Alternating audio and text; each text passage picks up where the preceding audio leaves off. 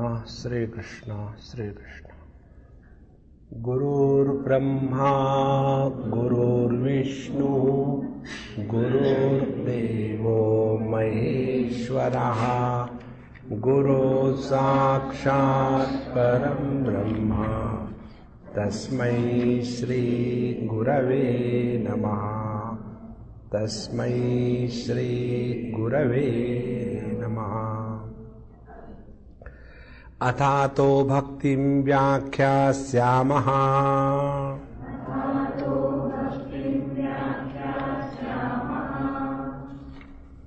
सा तु अस्मिन् परम प्रेम रूपा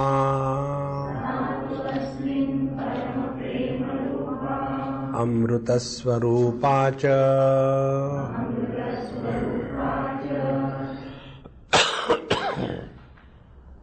भक्ति का रूप है परम प्रेम रूपा। प्रेम किसके लिए? जब प्रेम में विशेषता आती है तब वह प्रेम बंधन का कारण बनता है। जैसे हमारा बच्चों के प्रति प्रेम, तो ये बंधन का कारण नहीं है, लेकिन वो बच्चा यदि मेरा हो तो बंधन का कारण बन जाता है, क्योंकि बच्चा यह एक सामान्य नाम है, सर्वनाम है, अ चाइल्ड। लेकिन जब वही बच्चा विशेष बन जाता है तो उस बच्चे के प्रति जो प्रेम है वो बंधन का कारण बन जाता है।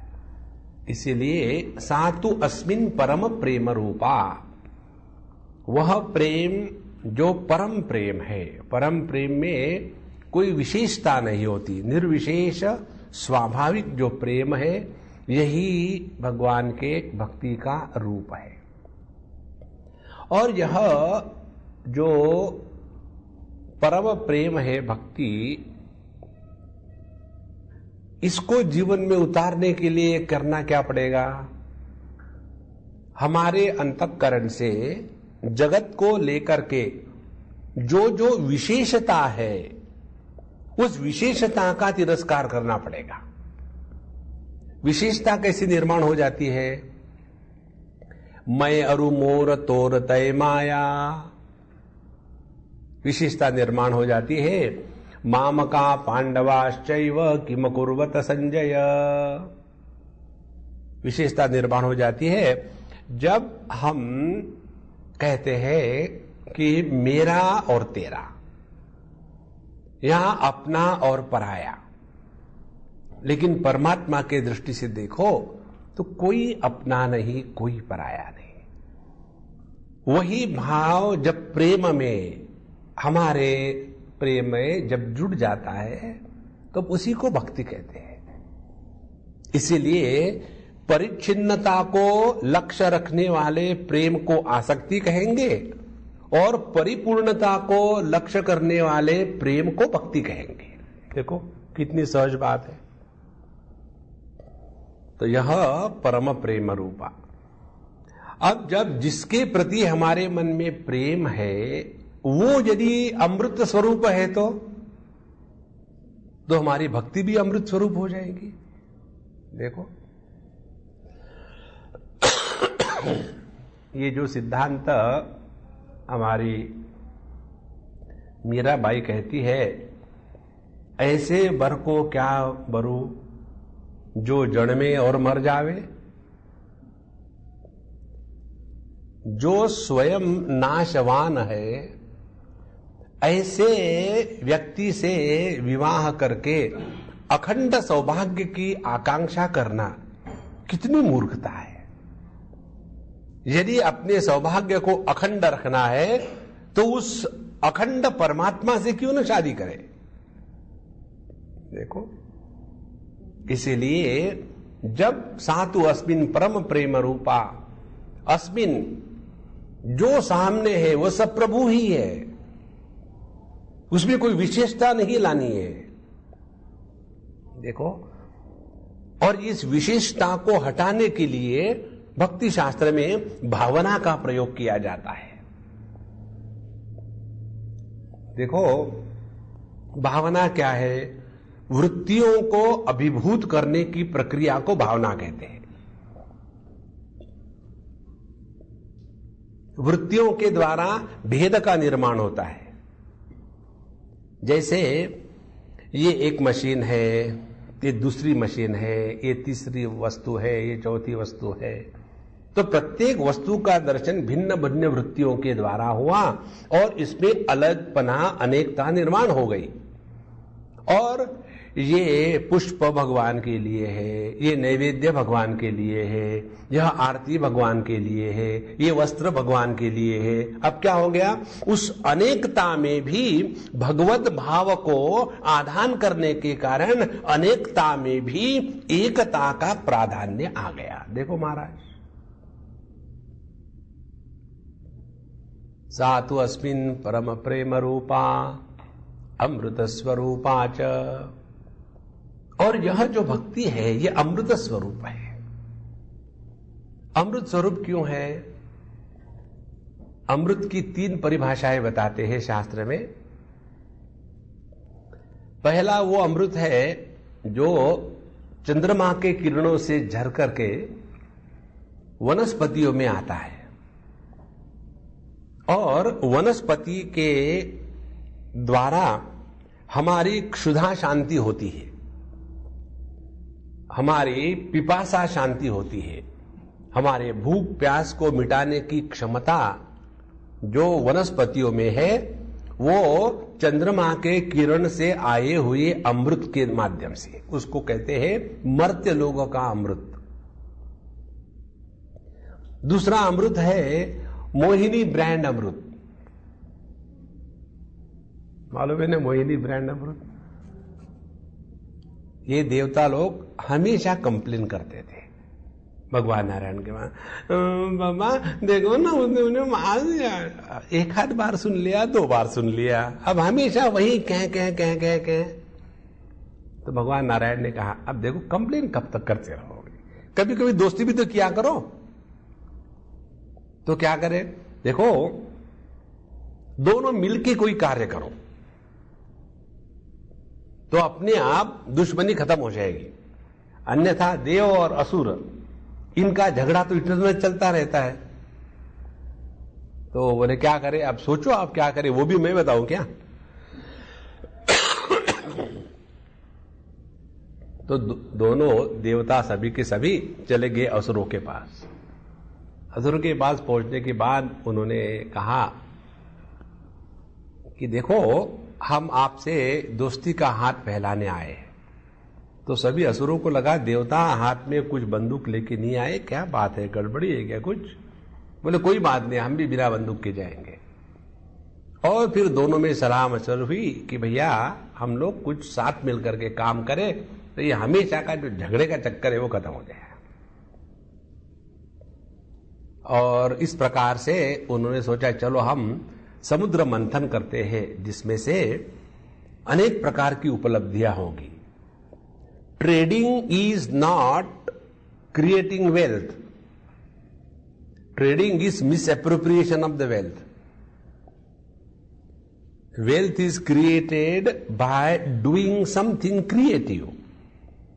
तो उन्होंने कुछ कार्य उद्यम प्रारंभ किया और वो उद्यम था इस समुद्र के मंथन का। और उस मंथन में जब अमृत बाहर आया तो सभी असुर लोग चाहते थे हमको अकेलों के मिले। तो यह जो दूसरा अमृत है जो स्वर्ग में मिलता है, तो अच्छे अच्छे पुण्य करो, उसके बाद स्वर्ग में चले जाओ और वहां आपको बिना पेमेंट के अमृत मिल जाएगा, दूसरा अमृत। लेकिन वो अमृत कब तक काम तक आएगा? जब तक के आप स्वर्ग में हो तब तक। You cannot smuggle it. क्षीणे पुण्य मर्त्य लोकम विशंति। एक बार वहां का पुण्य क्षीण हो गया तो वापस आ गए और यहां आने के बाद अलाउड नहीं है।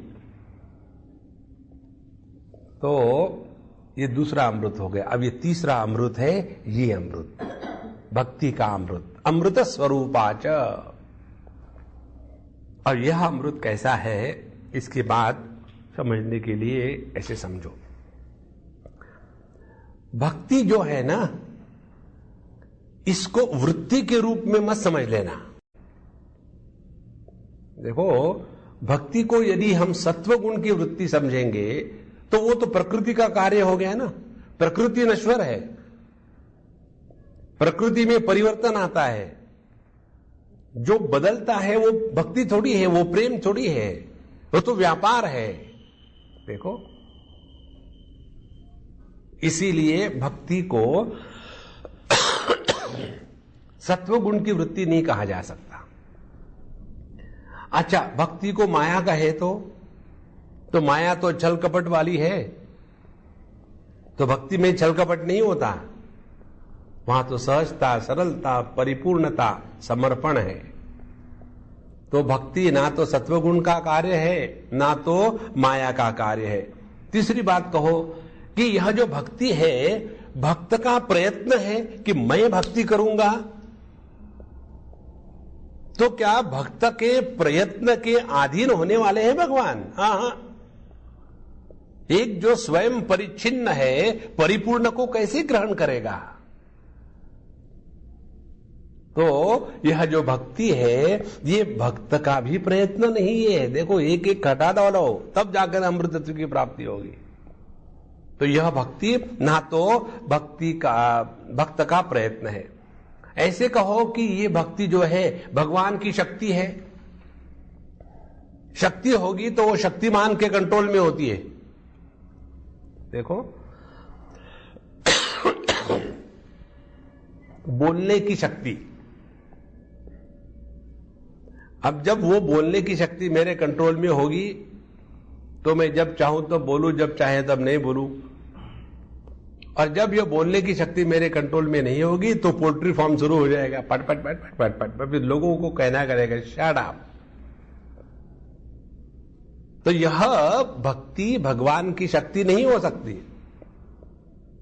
आप देखो, तो भक्ति क्या है? कहते हैं भक्ति जो है भगवान की अनेक शक्तियां हैं।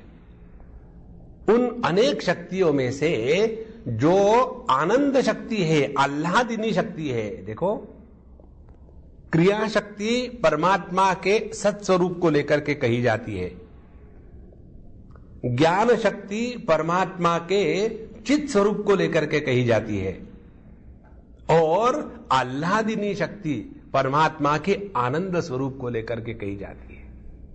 और आनंद क्या है? आनंद है परिपूर्णता, आनंद है स्वातंत्र्य, आनंद है किसी प्रकार से किसी पर अवलंबन नहीं होना, आनंद है निरपेक्षता, आनंद है जहां सत और चित दोनों का भेद समाप्त हो गया है। उस रस को कहते हैं भक्ति। देखो, रसो वैसहा रसगम्भे वायम लब्ध्वानंदी भवती। तो यह जो भक्ति है भगवान की उस आह्लादिनी शक्ति का सार सर्वस्व है। अच्छा, अब क्या होता है? ये विचार भागवत में आते हैं। भगवान के मन में इच्छा हुई कि मैं देखूं, तो आंखें प्रकट हो गई। फिर उनके मन में इच्छा हुई कि रूप रंग देखूं, तो रूप रंग प्रकट हो गया। फिर उनके मन में इच्छा हुई कि सुनूं, तो कान प्रकट हो गए। और कान के द्वारा ग्रहण होने वाला पदार्थ विषय शब्द प्रकट हो गया। माने यह संपूर्ण विश्व परमात्मा के इच्छा का ही विस्तार है। इसी प्रकार से भगवान को अपने से प्रेम करने का सूझा, क्योंकि वो तो एकमेवा द्वितीय है।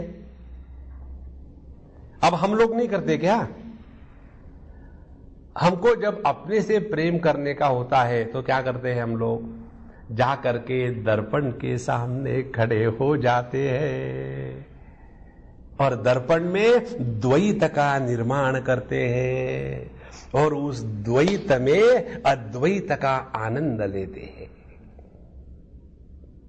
इसी प्रकार से भगवान का जो प्रेम है, जो आनंद है, वही आनंद जब अभिव्यक्त होता है तो उसकी अभिव्यक्ति को कोई एक अधिष्ठान चाहिए कि जिस अधिष्ठान में उस आनंद के अभिव्यक्ति को रखे, और वो अधिष्ठान होता है भक्त का हृदय।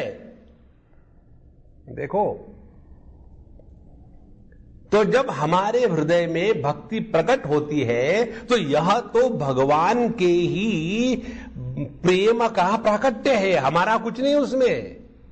इसीलिए भक्ति में, प्रेम में प्रयत्न नहीं होता। जहां प्रेम में प्रयत्न होगा वह सिनेमा का प्रेम होगा। देखो, आप लोगों में कई माताएं हैं, आप लोग जब पहली बार मां बन रही होगी, बच्चे को अपने कोख में रखी होगी, उस समय आपको सब कुछ बताया होगा आपकी मां ने, आपकी सास ने। ये मत खाना, वो मत खाना, ये मत उठाना, वो मत उठाना, ऐसे मत करना, वैसे मत करना, झगड़ा मत करना, शांत रहना, भगवान का नाम लेना, भागवत का पाठ करना, सिनेमा मत देखना, सब बताया होगा। लेकिन ये बताया था क्या कि जब बच्चा पैदा होगा ना तब उससे प्यार करना? नहीं। देखो महाराज, प्रेम करना नहीं पड़ता क्योंकि उसमें प्रयत्न नहीं है। देखो, यही स्वाभाविक अनक्रिएटेड, जो निर्माण नहीं है, ऐसा जो प्रेम है उसको कहते हैं अमृत स्वरूपाच। जो निर्माण नहीं है उसका नाश नहीं होगा। हमारा किसी लड़की से या लड़के से प्रेम होता है तो एक डेट को प्रेम होता है, डेटिंग शुरू हो गए, प्रेमिंग शुरू हो गया, डेटिंग खत्म, प्रेमिंग खत्म। देखो, लेकिन यह जो प्रभु का प्रेम है, भक्ति है, यह निर्मित नहीं है, इसीलिए अमृत स्वरूपाच। इसलिए यह भगवान की जो भक्ति है यह भगवान से भिन्न थोड़ी है। इसीलिए क्योंकि परमात्मा अमृत स्वरूप है, भक्ति भी अमृत स्वरूप है। भागवत के सभी कथाओं में भागवत का जो प्राण है, हृदय है, वो है रासलीला। जिनको भागवत की रासलीला समझ में आ गई उनको सब कुछ समझ में आ गया। उसमें बताते हैं, शरद पूर्णिमा की रात्रि में भगवान कृष्ण आराम से खड़े थे पेड़ के नीचे जमुना जी के किनारे, और उन्होंने अपनी वंशी उठाई और वहां एक मालकंस की तान छेड़ दी। तो ये क्या था? उनके हृदयस्थ प्रेम का आविर्भाव। केवल हिंदी सिनेमा में छोड़ करके लोग दुख में गाते हैं। जब संगीत प्रकट होता है तब वो आनंद की अभिव्यक्ति होती है। तो यह जब संगीत भगवान के द्वारा उस वंशी से प्रकट हुआ तो वही संगीत गोपियों के कानों के द्वारा उनके हृदय में गया और वही प्रेम प्रकट हुआ। और वो प्रेम जब प्रकट हुआ भगवान के लिए तो सब कुछ छोड़ करके बिना प्रयत्न के जैसी थी वैसी गोपियां पहुंच गई भगवान के पास। देखो, यह जो गोपियों का प्रेम था गोपियों के हृदय में, उसमें गोपियों का प्रयत्न शून्य था। ध्यान से सुनना, हम अमृत स्वरूप समझा रहे हैं। ये तो सब भगवान के ही प्रेम का प्राकट्य गोपियों के हृदय में हुआ, क्योंकि भगवान ने ही उन गोपियों को स्वयं चुना था। देखो, उपनिषद में मंत्र आता है, यमई वेश वृणुते तेन लभ्यः तस्यैष आत्मा विवृणुते तनुम स्वाम। जब परमात्मा स्वयं किसी को चूज करते हैं तो उसके हृदय में स्वयं प्रकट हो जाते हैं। और ऐसे जब भगवान इनके हृदय में प्रकट हो गए और रास लीला के लिए सभी की सभी गोपियां आ गई, तो इसमें ये तो सब भगवान के अमृत स्वरूपा भक्ति का रास चल रहा था। लेकिन थोड़े समय के बाद फिर उन गोपियों के मन में आ गया, देखो हम कितनी भाग्यशाली है, जहां उनके मन में ये विचार आया कि भगवान के प्रति जो प्रेम है, भक्ति है, वो हमने की है। जहां उनका मैं पैदा हुआ, कन्हैयालाल गायब। देखो, इसीलिए भगवान के भक्ति का स्वरूप वो है कि जो हमारे करने से नहीं आती भक्ति, ये तो जब उनकी इच्छा होगी तब वो आती है। तो उनकी इच्छा क्या है? उनकी इच्छा यही है, जो थारी राय सो मारी राय, मारवाड़ी बनो। देखो, जीवन में आनंद ही आनंद है।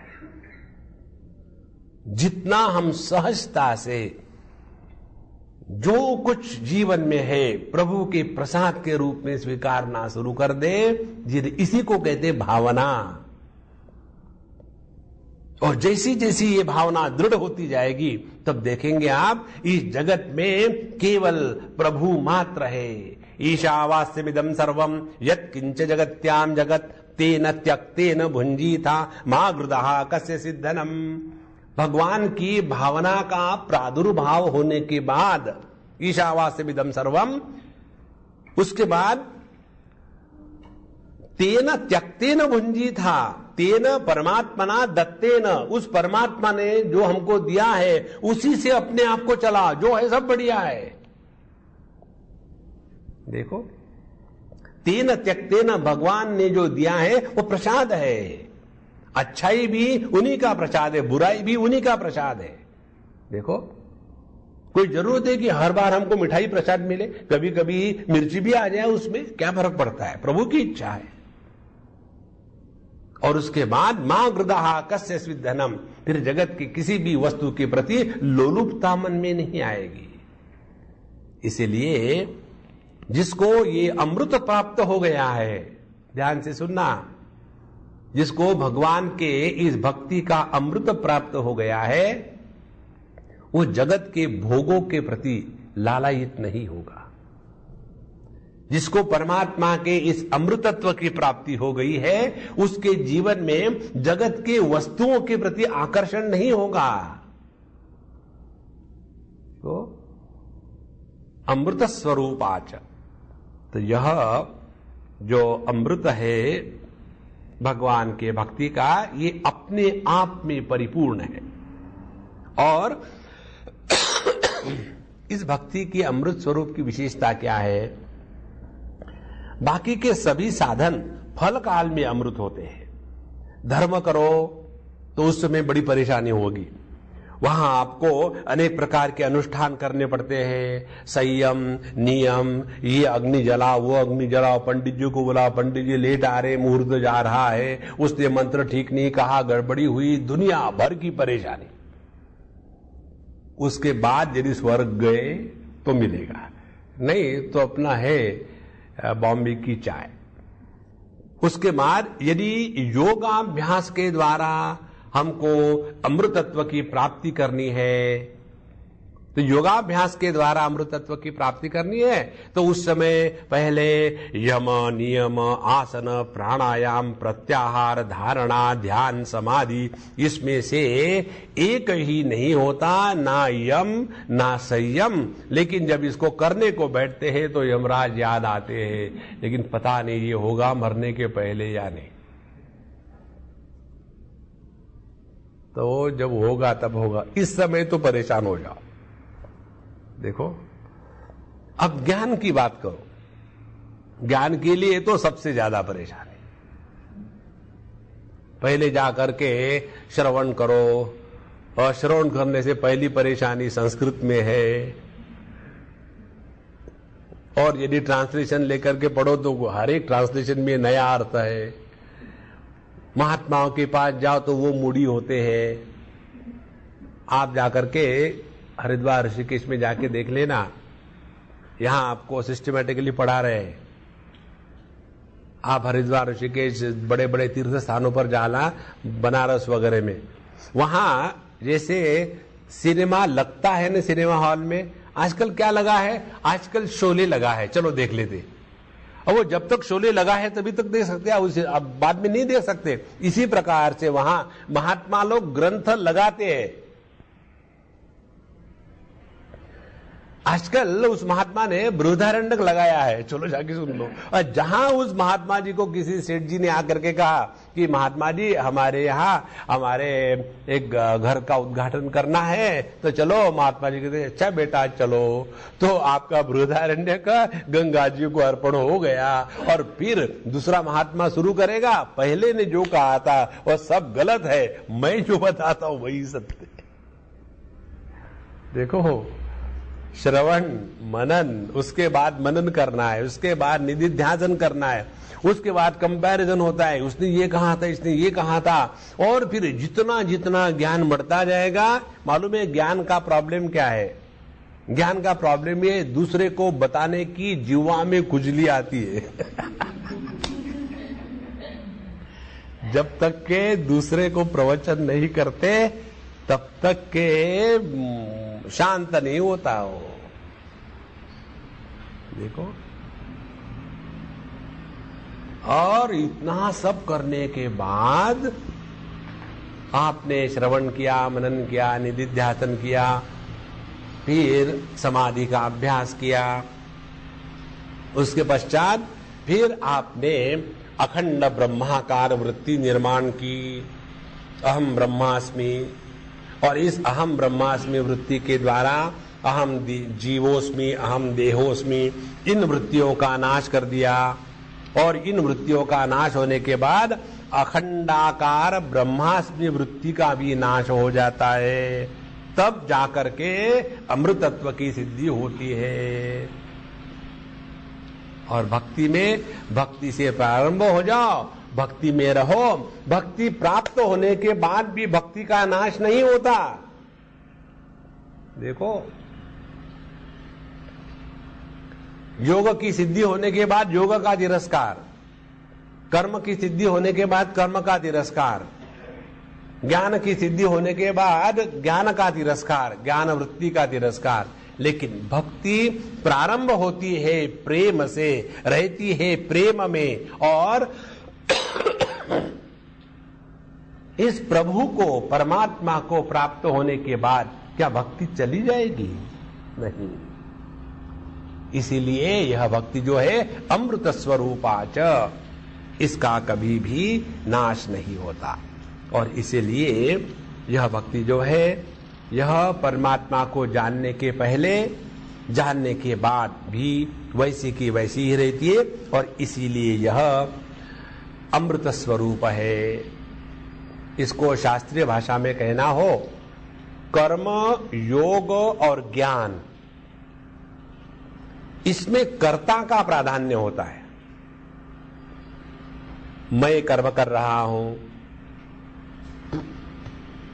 मैं धर्म कर रहा हूं, उसके बाद मैं योगाभ्यास कर रहा हूं। आज मैं सुबह में मेडिटेशन कर ही नहीं सका, पता नहीं मैं आज ज्यादा ही सो गया।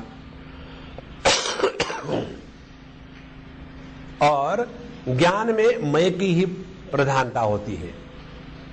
मैंने ये किया, मैंने वो पढ़ा, ये उपनिषद पढ़ा, वो उपनिषद पढ़ा, ये पुस्तकें लिखी, वो पुस्तकें लिखी, मैं बना रहा। और भक्ति में ये जो मैं की समस्या है, उसी का प्रारंभ से ही एकदम बलि चढ़ जाता है। देखो, तू ही तू, तू ही तू। तो भक्ति साधना में हम प्रारंभ से ही अपने मैं को हटा देते हैं। अब देखो, ध्यान से सुनना, ये बहुत सूक्ष्म विचार है, इसीलिए हम इस पहले 2-3 सूत्रों पर ज्यादा समय ले रहे। ये तत्व की बात एक बार हृदय में उतर आ जाए, फिर देखो बड़ा आनंद ही आनंद है। देखो, भक्ति में जैसे हमने सुबह के क्लास में आपको बताया भावना का प्राधान्य होता है।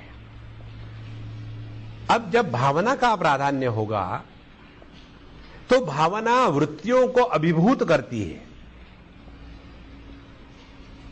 अब वृत्तियां कौन सी है? देहोस्मि, मैं देह हूं, ये वृत्ति है। अब भावना क्या है? मैं भगवान का सेवक हूं, ये भावना है। अब जब मैं भगवान का सेवक हूं ये भावना करी तो मैं देह हूं, इस वृत्ति को तो हमने जीत लिया ना। देखो, जिस देह के आत्मभाव को लेकर के हम देह का बोझा उठा के चलते थे, उसी देहात्म भाव को जब भगवान के भक्त के रूप में, भगवान के सेवक के रूप में हमने भावना करी तो वही देह जो हमारे लिए परेशानी हो रहा था, अब वही हमारे लिए साधन बन गया है। देखो महाराज, ये है भावना का महत्व।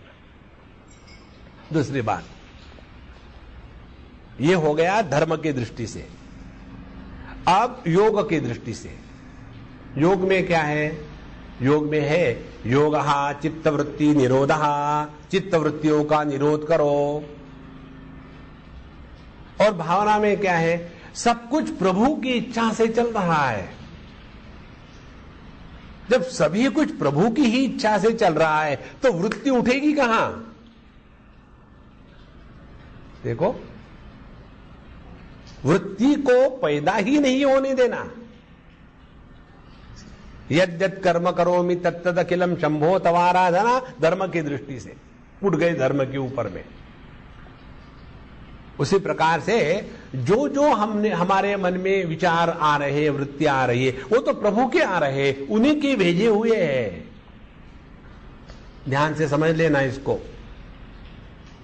चित्त वृत्तियां जब परिच्छिन्न वस्तु को विषय के रूप में ग्रहण करती है तब वो चित्त वृत्तियां मन में विक्षेप निर्माण करती है, और वही चित्त वृत्ति जब परिपूर्ण को ग्रहण करती है तो चित्त वृत्ति ही गायब हो जाती है। और चित्त वृत्ति जहां गायब हो गई वहां आपके ध्यानाभ्यास में प्रयत्न शैथिल्य अपने आप आ जाता है। देखो, आसन के अभ्यास में पतंजलि महर्षि दो बातें बताते हैं, प्रयत्न शैथिल्य अनंत समापत्तिभ्याम। ये दो बातें आपके आसन में आ गई तो आपका आसन जम गया। जिस आसन में प्रयत्न का शैथिल्य आ गया, अब कोई प्रयत्न नहीं, सहज बैठ लिए घंटों बैठ लिए, कोई प्रयत्न नहीं। और सब अनंत समापत्तिभ्याम, अनंत समापत्ति माने क्या? जैसे अनंत शेषनाग जिनके एक फण के ऊपर में पृथ्वी बैठी हुई है, कितने स्थिर रहते हैं, थोड़े भी हिलेंगे तो पृथ्वी नीचे गिर जाएगी, इतना स्थैर्य। जैसे कुंडलिनी का जो नाग दिखाते हैं एकदम शांत। ये दो लक्षण जब ध्यान के आसन में आ जाते हैं तब आपका आसन सिद्ध हो गया। और ये जो प्रयत्न शैथिल्य है ये अपने आप आ जाता है जहां हमारे चित्त वृत्ति ने अनंत को विषय बनाया। देखो, आप एक छोटे से बकेट में डंडा डाल करके एक दिशा में घुमाओ तो वहां थोड़े समय के लिए एक भौरा तैयार हो जाएगा। वही डंडा लेकर के समुद्र में चले जाओ और वहां घुमाते रहो, आप चक्कर काटोगे, पानी को कुछ नहीं होगा, क्योंकि वहां वो अनंत है, उसका कोई शांत नहीं है। देखो, माने भक्ति साधना के द्वारा यह जो चित्त वृत्ति निरोध की प्रक्रिया है इसके परे अपने आप चले जाता है आदमी। देखो, अब आ गई आपकी ज्ञान की बात। ज्ञान में क्या करते हैं? आखिरी बात यही है कि अहम ब्रह्मास्मि अखंडाकारा ब्रह्मवृत्ति को निर्माण किया जाए। और ब्रह्म माने क्या? बृहत्वाद ब्रह्म। ब्रह्म माने क्या?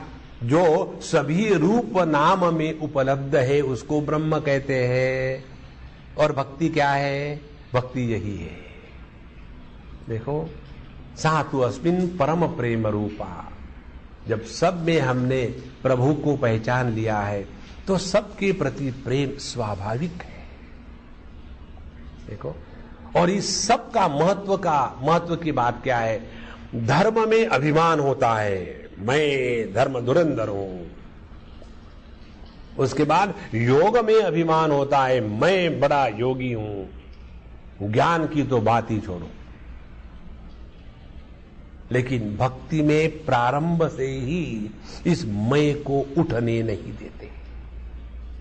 इसीलिए यह अमृत स्वरूपाच, साधन काल में भी ये अमृत है और इसकी सिद्धि भी उसी अमृतत्व की प्राप्ति है।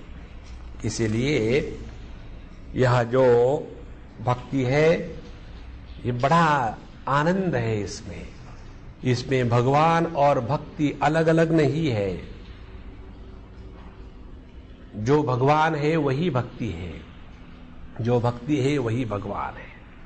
इस प्रकार से इस भक्ति को प्रकट करने के लिए अपने तरफ से क्या प्रयत्न हो? एक ही प्रयत्न हो, नित्य निरंतर शांत रह करके भगवान के नाम गुनगुनाते रहे। धीरे धीरे धीरे जिस नाम में पहले हमको रस नहीं आता था उसी नाम में बाद में रस आने लग जाता है। देखो, जिसको एसिडिटी हो जाती है ना, उसको जलेबी भी कड़वी लगती है, तो करे क्या? जलेबी और खाओ, क्योंकि वही जलेबी एसिडिटी की दवाई है। इसी प्रकार से भले हमको पहले भगवान का नाम लेने में मजा नहीं आता हो, धीरे धीरे उसी नाम का जो रस है, अमृत है, वो अपने हृदय में आने लगेगा। इस प्रकार से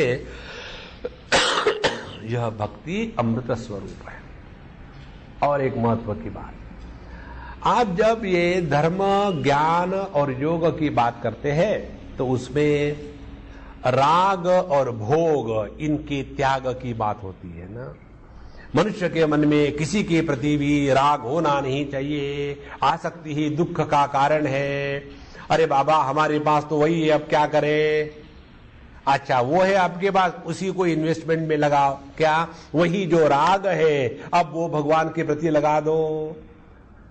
देखो, जो हमारे मन में आसक्ति जगत के परिच्छिन्न वस्तुओं के प्रति है, माने आसक्ति नाम की वस्तु हमारे पास है, हाँ जी है, और वही आसक्ति जो है वो प्रभु के पीछे लगा दो, तो वही आसक्ति, वही राग जो आपके बंधन का कारण था, आपके आनंद का कारण बनेगा। देखो, किसी भोग का त्याग करने की जरूरत नहीं, पुष्टि मार्ग में जाओ। इसलिए सभी गुजराती पुष्टि मार्ग करते हैं, खूब डट के, 56 भोग, नाम भगवान का खाते डट के। देखो, जो वस्तु भगवान को अर्पित करके खानी है, ये जिसने नियम ले लिया है, उसके जीवन में धीरे धीरे खाना हो जाता है गौण और भगवान बन जाते हैं प्रधान। देखो, इसीलिए ना तो राग का त्याग करना है, ना भोग का त्याग करना है। फिर राग को साधना के रूप में कन्वर्ट करना है और भोग को आनंद के रूप में अनुभूत करना है। इस प्रकार से यह जो भक्ति है अमृत स्वरूपा है। और सबसे महत्व की बात, अमृत स्वरूपा है, ये कभी मरती नहीं। देखो, धर्म करो, धर्म खत्म हो गया, स्वर्ग में जाने के बाद धर्म की क्या जरूरत है? देखो, आप यहां कमरे में पहुंचने के बाद बाहर बारिश आए, छाती की क्या जरूरत है? फेंको बाहर उसको। लेकिन यह जो प्रेम है, भक्ति है, ये प्रभु को प्राप्त होने के बाद भी ज्यों के त्यों रहती है, क्योंकि प्रभु और भक्ति अलग अलग नहीं है। इसीलिए सदा जीवित रहती है, हमेशा ज्यों की त्यों। इसलिए जितने भी साधन है, उन सभी साधनों में भक्ति रेव गरीयसी। भगवान शंकराचार्य ने अपने विवेक चूड़ामणि में पहले साधन चतुष्टय का वर्णन किया है। विवेक क्या है, वैराग्य क्या है, समाधि षटक संपत्ति क्या है, मुमुक्षुत्व क्या है, और फिर आगे कहते हैं कि व्यक्ति के जीवन में सभी प्रकार की साधनाओं में भक्ति रेव गरीयसी। सर्वश्रेष्ठ साधना भगवान की भक्ति है, जिसमें सब कुछ आ जाता है। अच्छा महाराज, अब भक्ति हमारे हृदय में प्रकट हो गई, इसके क्या लक्षण है? पहला लक्षण, कपड़े का रंग बदलेगा। दूसरा लक्षण, भिन्न प्रकार की मालाएं लटकेगी। तीसरा लक्षण, भिन्न प्रकार के चिन्ह अपने सर पर आएंगे। या तो फुल स्टॉप होगा, या तो लाइनें मारी जाएगी आड़ी खड़ी, और बाएं हाथ से नहीं छुएंगे, दाहिने हाथ से नहीं छुएंगे, इधर मत आओ उधर मत जाओ। ये सभी के सभी लक्षण भक्त के जीवन में आएंगे। भगवान नारद जी कहते, नहीं रे बाबा, ये मैंने कहीं नहीं कहा है। देखो, भगवान श्री कृष्ण भक्त के लक्षण बताते हैं। अद्वेष्टा सर्वभूतानां मैत्र करुण एव च, निर्ममो निरहंकारः सम दुख सुख क्षमी। ये भक्त के लक्षण है। ये बाहर का जो मेकअप है ना, इसमें कभी मत फंसना। ये मेकअप में जाना भी मत कभी। अपने आप को इस शास्त्र के सिद्धांत के अनुसार चलाना। अब ये भक्ति जब हमारे हृदय में प्रकट हो जाती है, तो उस भक्ति के प्रकट होने के क्या लक्षण है? मलेरिया जब प्रकट हो जाता है तो उसके क्या लक्षण है? तो जब पब्लिक को गर्मी हो रही है तो आपको ठंड लगती है, हाँ फिर मलेरिया आ गया। अब यहां बताते हैं अगले 2-3 सूत्रों में भक्ति के प्राकट्य के लक्षण।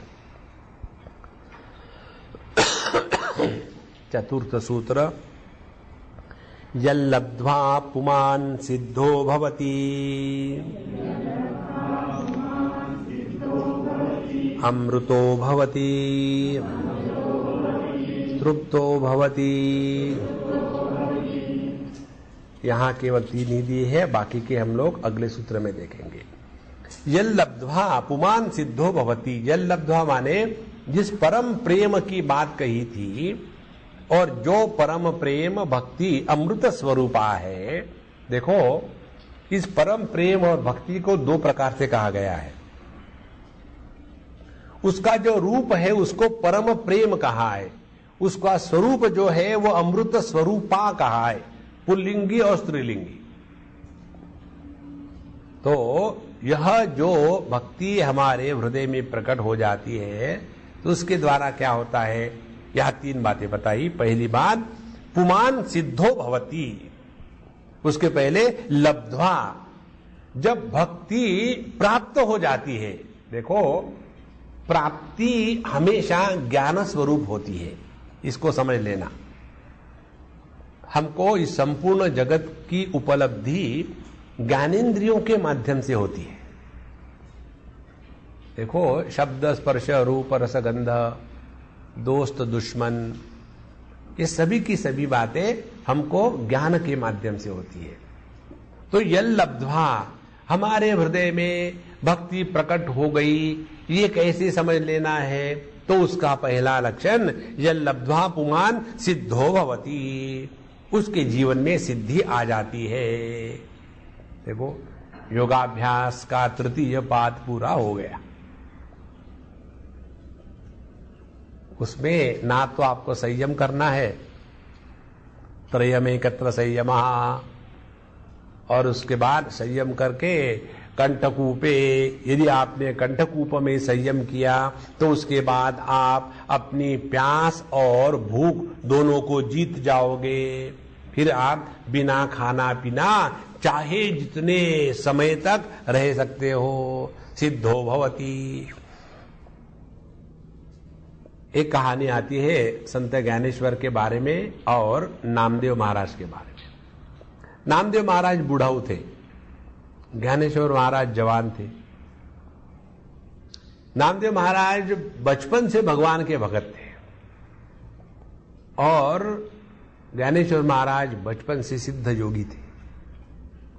और एक बार गए दोनों तीर्थ यात्रा में,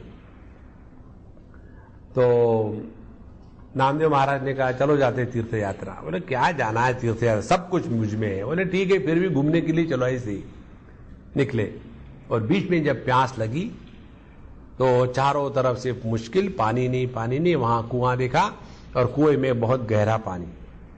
तो उसमें ज्ञानेश्वर महाराज ने अपनी योग सामर्थ्य से अपने कुएं में उतरे, पानी पी करके बाहर आ गए और फिर कहते हैं हाँ भगत जी अब क्या करोगे आप? मैं तो अपने योग शक्ति के द्वारा पानी पी के आया, अब आप क्या करोगे? बोले मुझे क्या फिक्र है, फिक्र तो उसको है। प्यास उसको पहले लगी है, बाद में मुझे लगेगी। देखो वक्त का लगता है, यदि उसको प्यास लगी है तो वो पानी का बंदोबस्त करेगा, मैं क्यों फिक्र करूं? और उसी समय वो पानी का स्तर ऊपर आकर के इनकी प्यास बुझती है। देखो जितनी सिद्धियां योग में, योगियों में होती है, वो बिना प्रयत्न के भक्त के जीवन में प्रकट हो जाती है। हमारे तुकाराम महाराज के जीवन की एक कथा है, उसमें आता है एक बार एक कीर्तन कर रहे थे और वहां ये रिद्धि सिद्धियां पहुंच गई। बोले महाराज भगवान ने भेजा है आपको कुछ देने के लिए। बोले मुझे कुछ नहीं चाहिए, जाओ यहां से। बोले ऐसे मत करना, हम आपको बिना कुछ दिए गए तो हमारी वहां परेशानी होगी, आप कुछ ना कुछ ले लो। बोले हम कुछ चाहिए नहीं तो क्या करें? तो फिर भी भक्त है, हृदय नवनीत समाना, उनका हृदय द्रवित हुआ। बोले ठीक है, तुमको परेशानी होगी नहीं देने से, अच्छा मैं मांगता हूं वो देना। क्या? अब यहां से बाहर जाओगी ना फिर मत आना। देखो जो सभी रिद्धि सिद्धियों का त्याग कर सकता है वही प्रभु के साथ समर्पित है पूर्ण रूप से। सिद्धो भवती। हमारे रामकृष्ण परमहंस बंगाली भाषा में सिद्ध किसको कहते हैं? सिद्ध माने चावल जब पकता है ना तब उसको सिद्ध कहते हैं। तो जब चावल पकता है तो उसके बीच पे कहीं भी कठिनता नहीं रहती, एकदम सॉफ्ट हो जाता है। इसी प्रकार से भक्त की सिद्धि है उसका हृदय अत्यंत कोमल। देखो, और यही बात जो भक्त के जीवन में स्वाभाविक आ जाती है सिद्धि की, यही बात हमारे भगवान श्री कृष्ण योगी के जीवन में बताते हैं। क्या बताते हैं? आत्मौपम्येन सर्वत्र समम पश्यति अर्जुन, सुखम वा यदि वा दुखम स योगी परमो मतः। देखो परम योगी कौन है? जो अपने सुख के द्वारा जैसा प्रसन्न होता है वैसे दूसरे के सुख से भी प्रसन्न होता है, वो योगी है, परम योगी।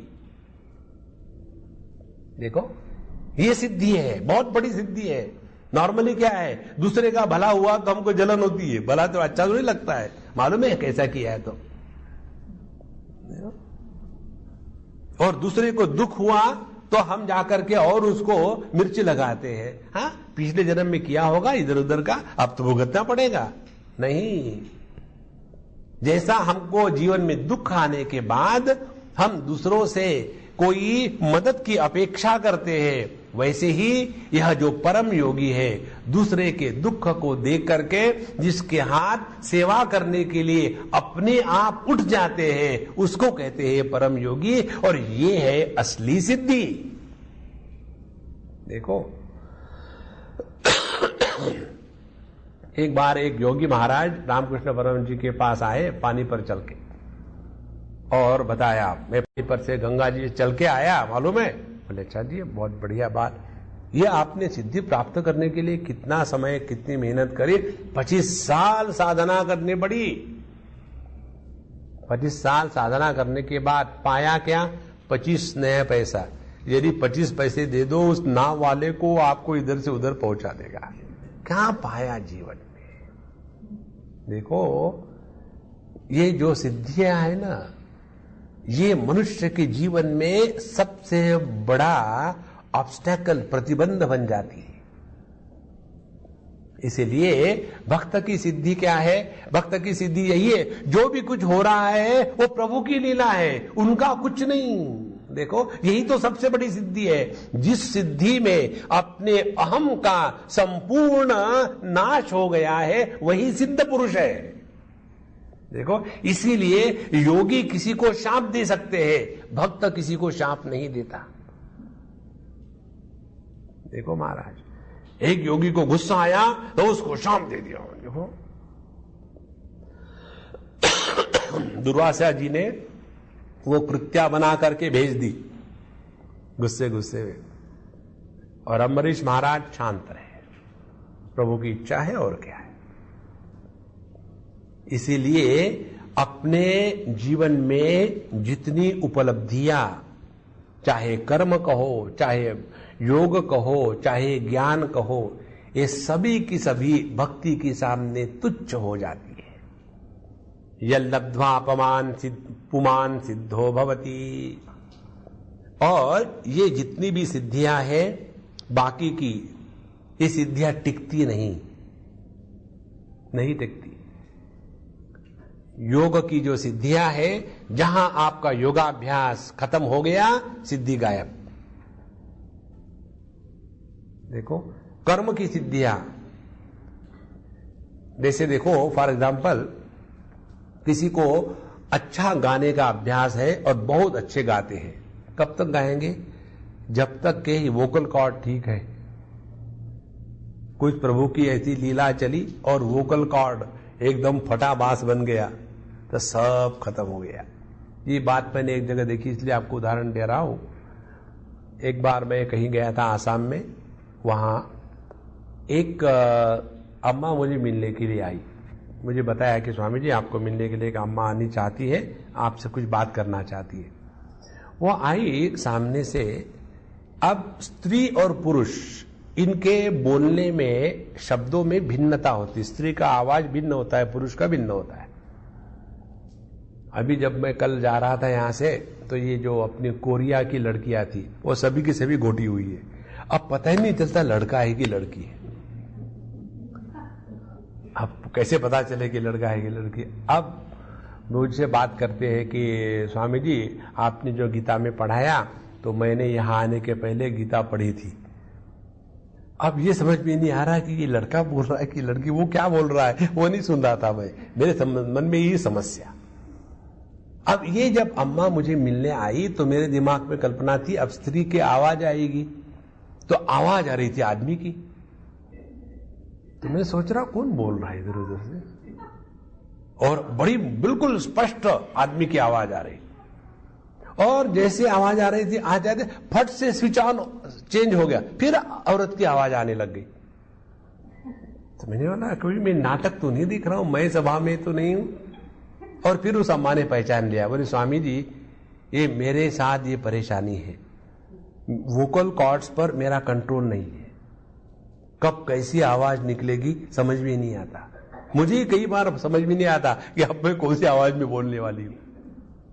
देखो, जितनी भी सिद्धियां हैं, चाहे कर्म की, चाहे योग की, चाहे ज्ञान की, ये सब की सब सिद्धियां समय के साथ समाप्त हो जाती है। लेकिन यह जो भक्ति की सिद्धि समाप्त इसलिए नहीं होती क्योंकि भक्त उसको कभी अपनी क्लेम करता ही नहीं। हुआ तो प्रभु इच्छा, नहीं हुआ तो प्रभु इच्छा, वहां प्रेस्टीज इशू कहां बना है। इसलिए पुमान सिद्धो भवति। उसके बाद दूसरी बात आती है, यल्लब्ध्वा पुमान सिद्धो भवति। फिर तृप्तो भवति, अमृतो भवति पहले आता, अमृतो भवति। अमृत माने मरना नहीं,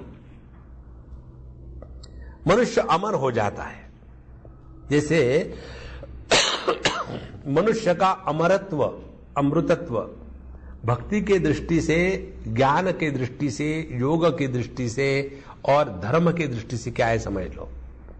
बड़ा मस्त विषय है, आनंद की बात है इसमें। धर्म के लोग क्या कहेंगे, इस मृत्यु लोक का त्याग करके हमने बड़ा पुण्य कमाया है, स्वर्ग में जाएंगे, अमृत मिलेगा। लेकिन जब तक के बैंक बैलेंस है तभी तक। जिस हाथों ने सैल्यूट मारा था वही हाथ गर्दन पर निकाल के देंगे वहां से जहां पुण्य खत्म हो गया। और यह जो योग का अमृत है, योग का अमृत है समाधि की अवस्था में। ध्यान से सुनना, योग में चित्त बना रहता है, समाधि में चित्त का नाश नहीं होता। ये स्पष्ट समझ लो। जागृत अवस्था बुद्धि प्रधान होती है,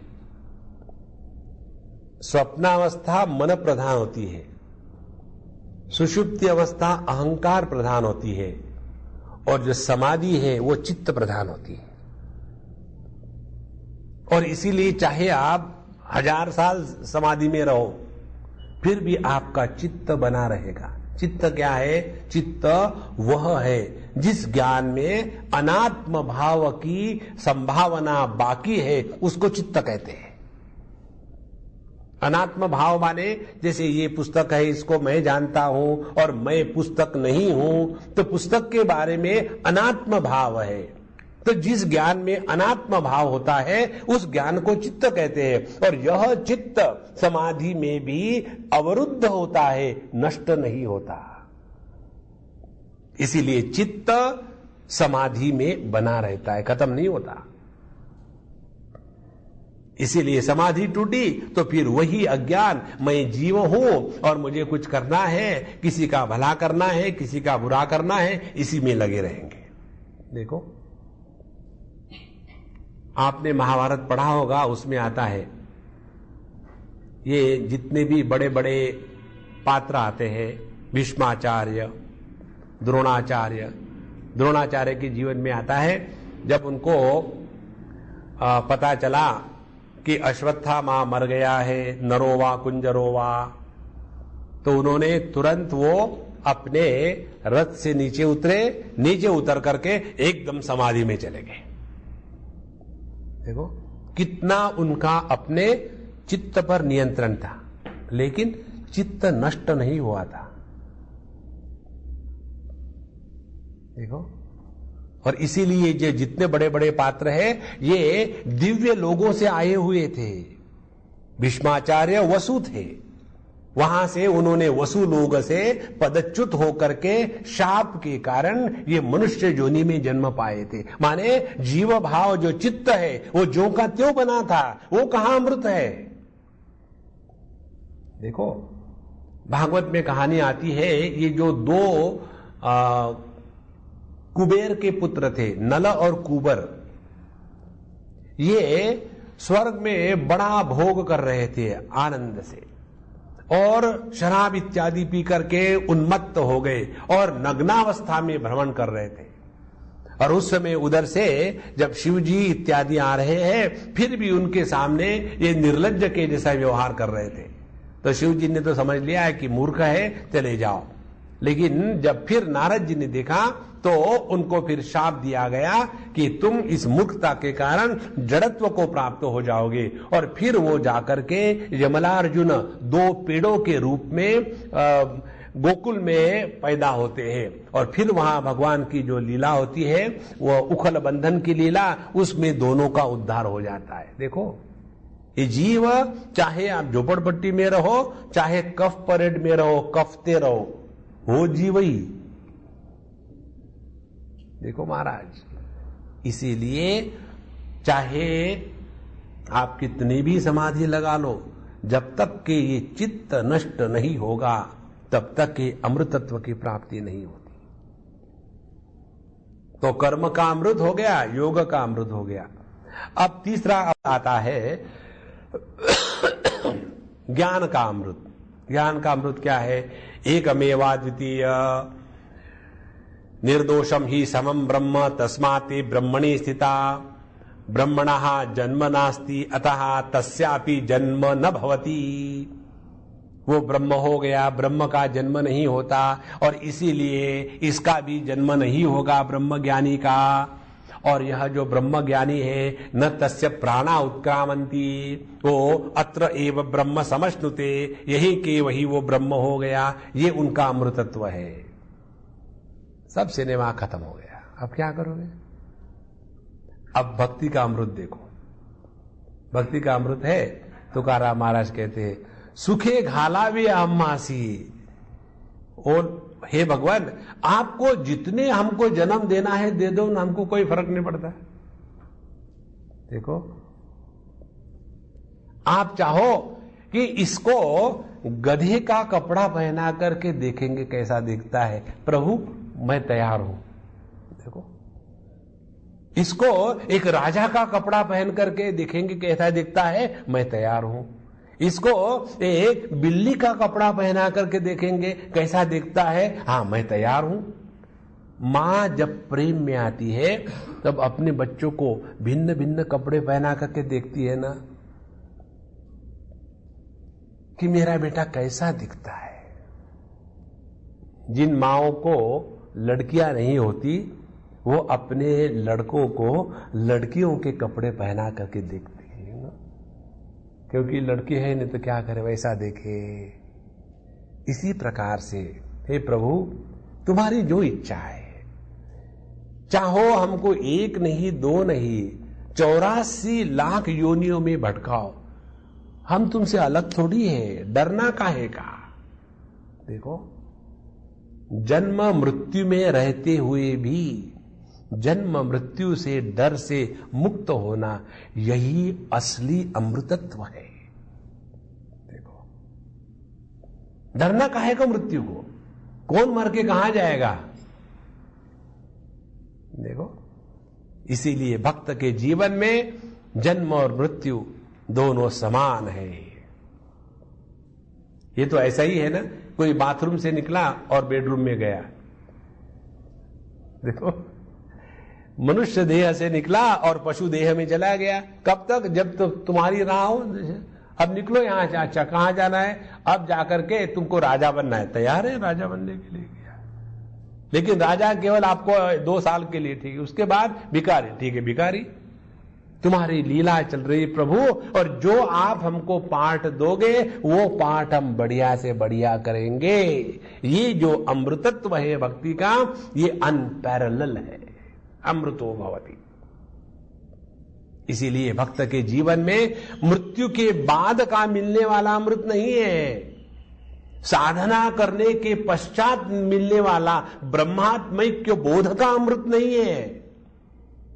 देखो, द्वैत में रहते हुए अद्वैत की हानि न होने वाला अमृत भक्त का अमृत है। द्वैत से क्या डरना है। देखो, यह जो अमृतत्व की सिद्धि है, ये भक्त के जीवन में आ जाती है। अमृतो भवति, उसके बाद तृप्तो भवति। तृप्ति किसको कहते हैं? जगत के वस्तुओं को इकट्ठा करके, संग्रह करके, भोग करके अब हम बड़े तृप्त हो गए। हम आपको एक बात बताए, इस जगत में आज तक वस्तु, विषय, व्यक्ति और भोग, इन चारों के द्वारा आज तक कोई भी तृप्त नहीं हुआ। अपेक्षा की जो रस्सी है वो अनंत है, अखंड है। जैसे हम चाहते हैं हमारा बच्चा हो जाए, भगवान की दया से बच्चा हो गया, फिर हमारा बच्चा ऐसा करे, वो हो गया, फिर वो ऐसा, वो हो गया, करते जाओ करते जाओ करते जाओ करते जाओ। अरे वो क्या फर्नीचर है? उसका भी तो कोई अपना जीवन है, और फिर कहेंगे हमारा बच्चा ऐसा होना चाहिए, उसने वैसा नहीं किया तो अभी तक का जो था वो सब सत्यानाश हो गया, और फिर वही फ्रस्ट्रेशन, डिप्रेशन, डिजेक्शन। देखो, जगत में वस्तु, व्यक्ति, देश, काल, परिस्थिति, जगत के किसी संग्रह से, भोग से आपको तृप्ति नहीं मिल सकती। और भगवान की तृप्ति है, भक्त की तृप्ति क्या है? भक्त की तृप्ति यही है कि भगवान आपकी जो इच्छा हो वो हमारे लिए पर्याप्त है। ये एक टेक्निक है, इसको प्रयत्न करके देखना जीवन में। Give yourself 0 level choice. अपने आप को कोई भी चॉइस मत देना। आप उसी क्षण में समाधि में लग गए। इतना उदरम अंतरम कुरुते, इतना सा आप चॉइस ले लो। यदि इस कुर्सी के जगह में जरा जरा ऐसा ऐसा कुछ होता तो एक संकल्प काफी है जिसके द्वारा पूरा जीवन विक्षेपित रहेगा। देखो, ध्यान के लिए बैठो, अब उठने के बाद एक बढ़िया गरम गरम चाय पिएंगे। ध्यान में गैस जल गई। देखो, इसीलिए इस जगत में किसी भी प्रकार की कोई भी अपेक्षा नहीं। वो जो है उसको कहते हैं तृप्ति।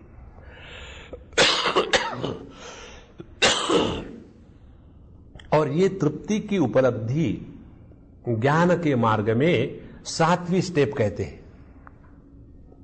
हम जब पंचदशी कभी पढ़ेंगे भगवान की इच्छा से, उसमें आता है 7 स्थितियां होती है।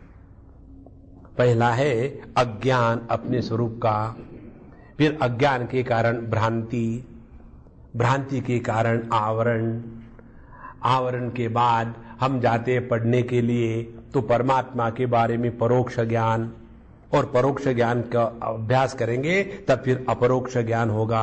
अपरोक्ष ज्ञान होने के बाद दुख की निवृत्ति होगी, दुख की निवृत्ति होने के बाद निरंकुशा तृप्ति होगी। 7वीं स्थिति आती है। और यहां राइट फ्रॉम द बिगिनिंग तृप्तो भवति, क्योंकि कहीं खटपट है ही नहीं। देखो, एक बार ये चीजें हृदय में उतर आ गई कि जगत, ये संपूर्ण विश्व प्रभु के उदर में है। देखो, भागवत की जो लीलाएं हम लोग सुनते हैं ना, उसके ऊपर में चिंतन नहीं होता। जब भगवान बताते हैं यशोदा मैया को अपने मुख में संपूर्ण विश्व का दर्शन, तो मैया भटक जाती, बाप रे क्या हो गया मेरे लल्ला को, किसी ने कोई भूत चेटनी तो नहीं कर दी, एकदम उसको गोद में लगा लिया। और हम उसको उतना करके भूल जाते। लेकिन ये समझना है हम सभी के सभी उसी परमात्मा के उदर में हैं। देखो, जैसे लीवर हमारे अंदर है, किडनी हमारे अंदर है, इसी प्रकार से हम सभी के सभी लीवरें, किडनियां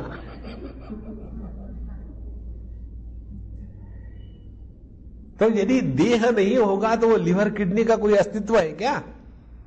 इसी प्रकार से प्रभु के अस्तित्व से ही तो हमारा अस्तित्व है। जितनी ये बात जागृत रहेगी उतने तृप्तो भवति।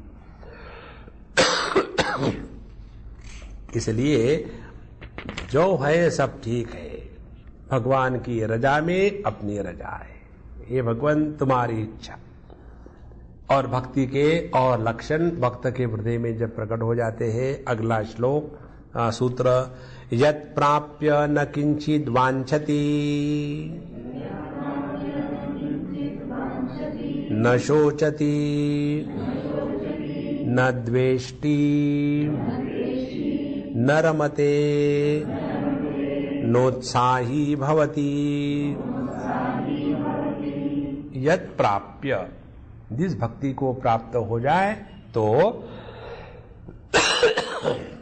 कितनी बातें, एक, न किंचित वांछति, दूसरी बात न किंचित शोचति, किंचित सबके साथ जाता है, न किंचित शोचति, न किंचित द्वेष्टि, न किंचित रमते, न किंचित उत्साही भवति। 5 बातें। किंचित माने थोड़ा भी, देखो ये थोड़ा भी बहुत महत्व का है।